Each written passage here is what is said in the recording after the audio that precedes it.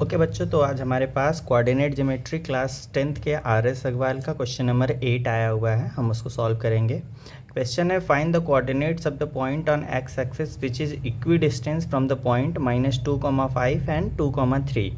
सो जब भी इस तरह का सवाल आए ना, अगर ये सवाल ऑप्शनल क्वेश्चन में है तो आप ऑप्शन को कुछ निगलेक्ट कर सकते हैं, या ऑप्शन को अगर कुछ अलग तरह का ऑप्शन है या एक ही उस तरह का आंसर है तो आप उसको ऐसे ही ढूंढ सकते हैं। देखिए, कोई भी पॉइंट है ना, कोई भी कोऑर्डिनेट्स जो एक्स एक्सिस पे होगा, सो डेफिनेटली उसका जो एक्स एक्सिस यानी एक्स कोऑर्डिनेट जो होगा वो कुछ होगा, प्लस में पॉजिटिव या नेगेटिव हो सकता है, लेकिन वाई इस पे हमेशा जीरो होगा।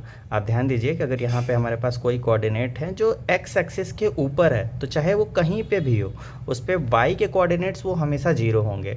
सो इस तरह से जो भी हमारा है वो हमारा पॉइंट जो होगा उसको हम एज्यूम कर लेते हैं। Assuming that point is what, x comma zero. हम मान लेते हैं कि वो हमारा पॉइंट है एक्स कॉमा जीरो। सो यही हमारा पॉइंट है। तो अगर ये ऑप्शनल है तो आप आराम से देख सकते हैं कि किसका वाई जीरो है। ऐसे ही अगर वाई एक्सिस का सवाल हुआ तो उसमें एक्स जीरो होगा और वो पॉइंट वाई होगा। अगर ये क्वेश्चन होता find the coordinates of point in the Y axis, तो फिर ऐसे सवाल होते हैं। और इक्वी डिस्टेंस का मतलब होता है इक्वल डिस्टेंस। तो थोड़ा क्वेश्चन समझ लीजिए। कह रहा है कि कोई दो पॉइंट है, एक पॉइंट है -2,5, एज्यूम कर लीजिए यहाँ पे है वो पॉइंट ए -2,5, एंड बी है 2,-3। सो 2,-3 कहीं यहाँ पे है पॉइंट। सो ये दोनों पॉइंट एज्यूम कर लिए, यहाँ है बी हमारा पॉइंट, और ये दोनों देखो ये एक्स एक्सिस से कुछ कुछ दूरी पे है।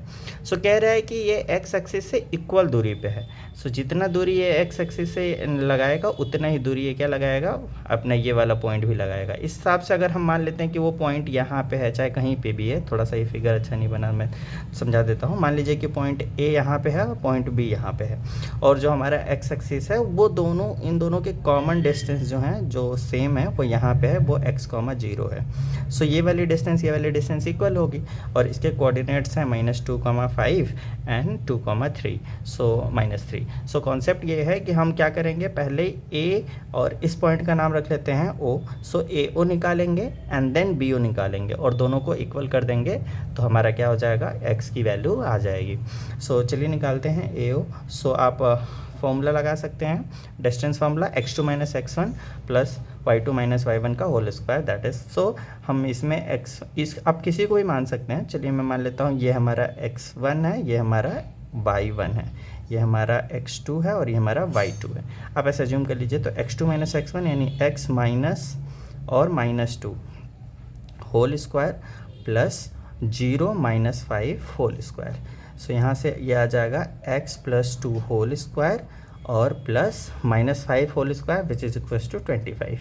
आप इसको यहीं पे छोड़ दीजिए, ठीक है। अब यही काम आप इधर भी कर लीजिए, बी ओ भी निकाल लीजिए। So B O is what, under यहाँ पे भी आप अब थोड़ा सा एज्यूम कर लीजिए, इसको आप x3 मान लीजिए, इसको y3 मान लीजिए।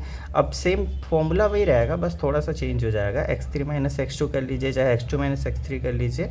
सो मैं कर लेता हूँ x - 2 whole square plus 0 - -3 whole square. So B O will be what, √x - 2 whole square plus 0 - -3 plus हो जाएगा 3 9, इस तरह से।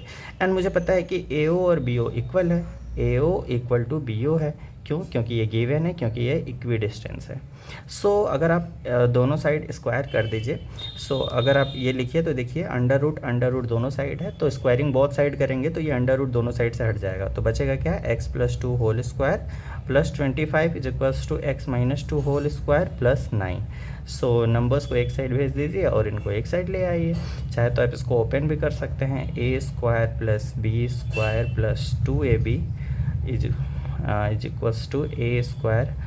अब मैं डायरेक्टली एक ही साइड लिख देता हूँ, जो भी करूँगा इसको इधर ला रहा हूँ, माइनस कर रहा हूँ, आप एक ही साथ समझ लीजिएगा। a² तो x² उधर प्लस में, इधर आके माइनस में, प्लस b² तो इधर आके माइनस हो जाएगा, -2ab तो इधर आके प्लस हो जाएगा।